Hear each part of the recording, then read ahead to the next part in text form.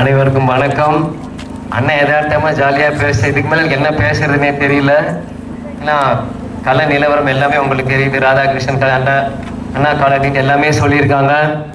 இது எல்லாமே சட்டமன்ற கீழே வருது. இருந்தாலும் பாலாரம் எம்பி கீழே வருது. எதுவாக இருந்தாலும் உங்களுக்கு நான் உழைக்க தயாரா இருக்கிறேன். என் கண் முன்னாடி பட்டாசு தொழிற்சாலை இதை புஷ்வானம் பண்ற மெட்டீரியல்லாம் இங்க பாக்குறேன் நான்.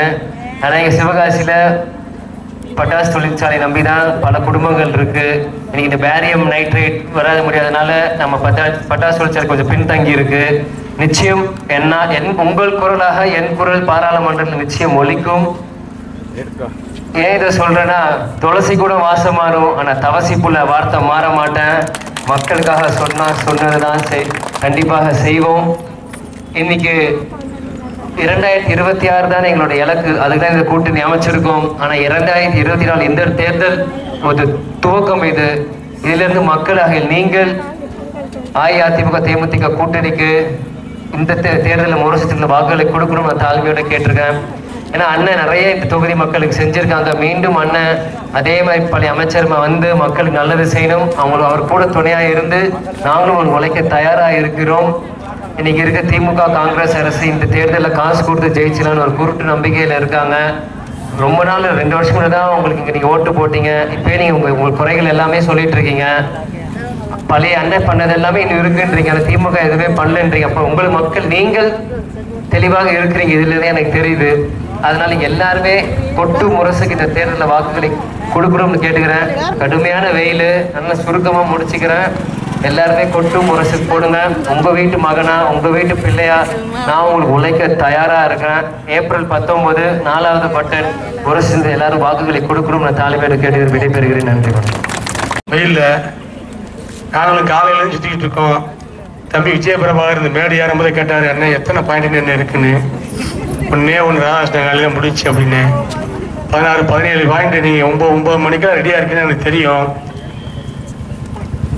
ஒரே விஷயத்தை சொல்லி முடிச்சிடும். அவரும் ஒரு நிமிஷத்துல முடிச்சிடாரு. ராதாகிருஷ்ணன் காலனிக்கு தண்ணீர் கொண்டது நாங்கள், சாலை ஓட்டு கொடுத்தது நாங்கள், பட்டா வாங்கி கொடுத்தது நாங்கள், இடிப்பதற்கு அன்றைக்கு அதிகாரிகள் முயற்சி தடுத்தது நாங்கள், பட்டா வாங்கி கொடுத்தது நாங்கள், கலையரங்கம் கட்டி கொடுத்தது நாங்கள். எப்ப பட்டா கொடுத்தோம், நீங்க அதை போய் பதிவுனா வச்சுட்டு இருக்கீங்க. பட்டா கொடுத்தோமா இல்லையா? நீங்க பதிவு பண்ண சொன்னா நீங்க பதிவு பண்ண வச்சுக்காது. நேரத்தை விசாரிச்சிட்டேன். அது சரி பண்ணிடும், ஒன்றும் பிரச்சனை கிடையாது. பட்டம் இன்னும் கொஞ்சம் பேருக்கு கொடுக்காம இருக்கு. நான் அண்ணா வேலைக்கெல்லாம் கொடுத்தோம். அண்ணா வேலை கொடுத்து அவங்க அப்படியே கொண்டு போய் ஆர்டிஓ ஆஃபீஸ்ல கொண்டு போய் ரெக்கார்ட் பண்ணி பதிஞ்சிடணும். என்னமா டேங்கு ஓட்டு ஒன்று தான், 1க்கு 2 டேங்கு. பிள்ளையார் வேலை கட்டுறதுக்கு நான் உதவி பண்ணியிருக்கேன். பிள்ளையார் வேலை கட்டினா, சிவன் வேலை கட்டினா, குருமூர்த்தி குருபவாங்க வேலை கட்டினா, எல்லாம் கட்டினா. உள்ள போனா லேட்டாக கார் திரும்ப கட்டம் சைட்ல நிக்கிறோம். எம்மா அங்க நிக்கிறீங்க ஓரமா, எல்லாரும் கேட்டுங்க. ஆனா எதிலாவது ஒன்னாவது திமுக ஆட்சி 3 வருஷத்துல இந்த பகுதி செஞ்சிருக்கா? சரி, நாடாளுமன்ற உறுப்பினர் வெற்றி விட்டு போனாரு. உங்களை எப்பயாவது ஓட்டு கேட்டாவது வந்தாரா? நன்றி சொல்லியாவது வந்தாரா? இப்பயும் ஓட்டுட்டு வர மாட்டாரு. அவருக்கு தைரியம், நமக்கு ஓட்டு போட்டுரும். அதனாலதான் மக்கள் பூரா அடிச்சு ஓடித்தா கண்டா வர சொல்லுங்க, விருதுநகர் பாராளுமன்ற உறுப்பினரை கண்டா வர சொல்லுங்கன்னு வாக்கு சொல்லிருக்காங்க. அப்படிலாம் தம்பி விஜயபிரபாகர் இருக்க மாட்டார்.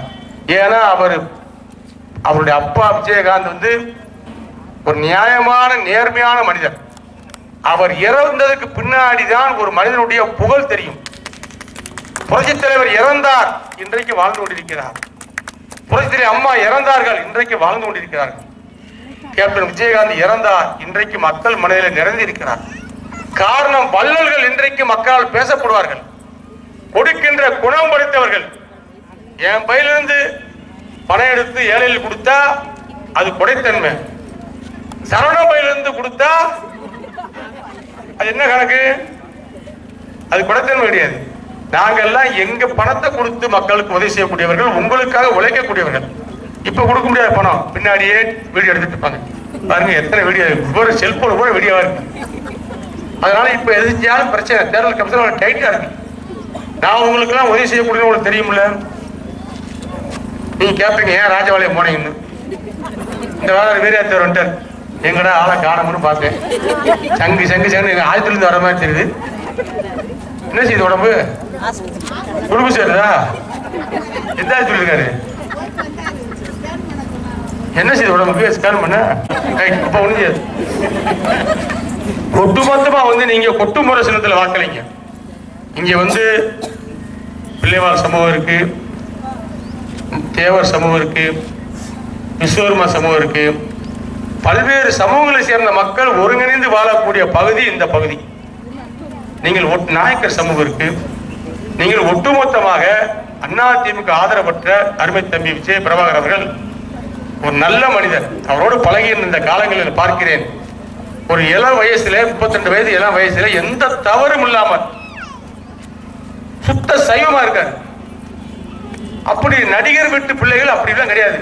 மெட்ராஸ்ல ஒரு கவுன்சிலர் பிள்ளை கூட பாத்தீங்கன்னா வண்டியை போட்டுக்கிட்டு தண்ணியை போட்டுட்டு தலைகளா போயிட்டு இருக்கான் கவுண்ட் ரோட்ல. என்னன்னு கேட்டா சர்க்கஸ்ங்கிறான். டிவியில பாத்துருப்பீங்க. ஒரு சக்கரத்துல போறான். அப்ப நான் ஒரு கேட்டேன், ஒரு சக்கரத்துல போறேன், எதுக்கு ஒரு சக்கரத்தை கழட்டிச்சுறாங்க, ஏன் ஒரு சக்கரத்துல போறேன்? அப்படித்தான் போறாங்க. என்னன்னு கேட்டா ஒரு கவுன்சிலர் பையனுங்கிறாங்க. கவுன்சிலர் பையனை இப்படியா போகணும்? நம்மளாம் கவுன்சிலர் இல்லையா வேற? இப்படியா போனோம். ஒரு மெட்ராஸ் அப்படி போச்சு. பூரா போவே பொருளை போட்டு மக்கள் அங்க நொந்து போய் கிடக்க. இப்ப கூட ஒரு பொம்பளை டாஸ்மார்க் முடியலான்னு வச்சு வளைச்சு பிடிச்சி கடிச்சு, வளைச்சு பிடிச்சி டாஸ்மார்க் பிடிச்சி கடிச்சு, ஒருத்தர் டாஸ்மார்க் போட்டுட்டு மூடவே விடாங்கிறான். அங்கனக்குள்ளே கடையை மூட போறாங்க. ஆனா கடையை நாங்க மூடணுங்கிற முடிவு பண்ணோம். இது மக்களை பயங்கரமா பாதிக்குது. இளைஞர்கள் மத்தியில கொஞ்ச நாள் கொஞ்சமா குறைச்சிடும்.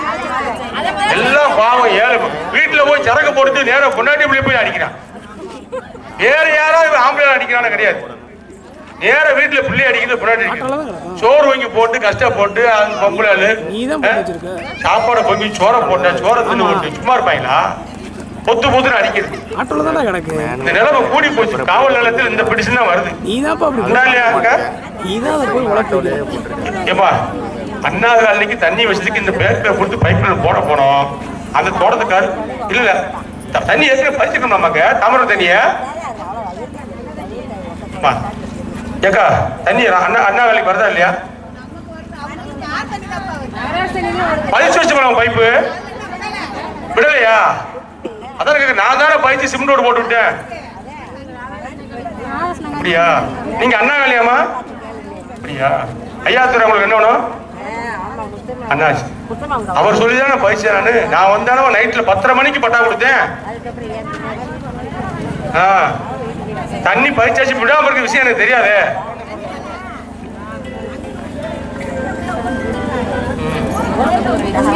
உள்ள வரணுங்கிறீங்களா? சரி சரி சரி நான் பாத்துக்கிறேம்மா. ஏமா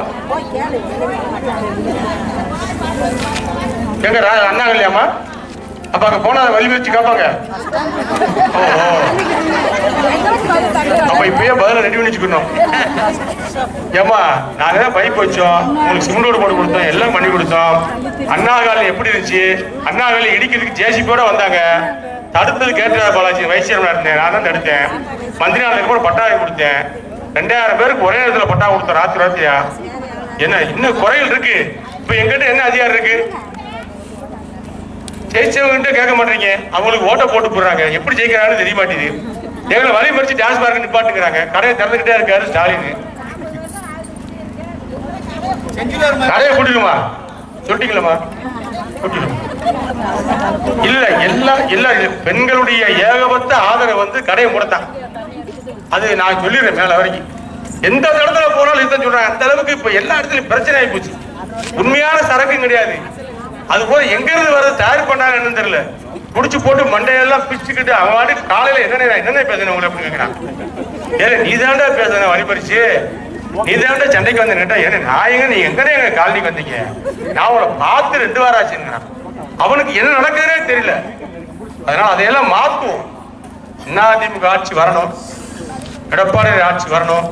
கேப்டன் அவர்களும் நாங்களும் கூட்டு சேர்ந்திருக்கிறோம் ஒரு நல்ல ஆட்சி அமைப்பதற்காக. அதற்கு அஸ்திவாரமாக முன்னோட்டமான தேர்தல் தான் இந்த நாடாளுமன்ற தேர்தல். இந்த தேர்தல் தம்பி விஜய பிரபாகரன் நீங்கள் வெற்றி பெற செய்யுங்கள். இந்த பகுதிக்கு நீங்கள் தேவையான சொல்லுகின்ற பணியை அவருடைய திட்டத்தின் வாயிலாக நான் செய்து கொடுப்பதற்கு தயாராக இருக்கிறேன். சின்ன 4வது சின்னமா கொட்டு முறை சின்னம். கொட்டு முறை சின்னத்தில் வாக்களித்து தம்பி விஜய பிரபாகரன் வெற்றி பெற செய்யுங்கள்.